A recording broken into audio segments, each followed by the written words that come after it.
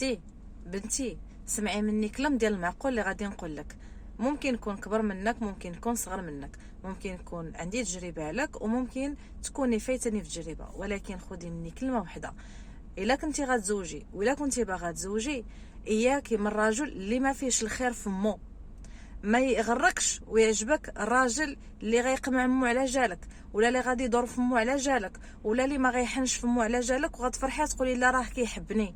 راه الا ما حبش الكرش اللي حملاته 9 شهور وتعذبات عليه، ممكن ولداتو بالفتيح وممكن لا.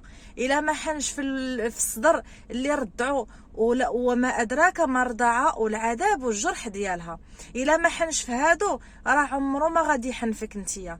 نهار اللي غادي تجي فيك الدقه والله ما يعقل عليك. هذه خذيها من عندي كنصيحه. الا شي راجل غير شويه قلل الاحترام على امه او شويه ما حنش فمه، غير خليه لمو تعذب هي معاه في تربيتها، ما تاخديش منها وتهنيها منه.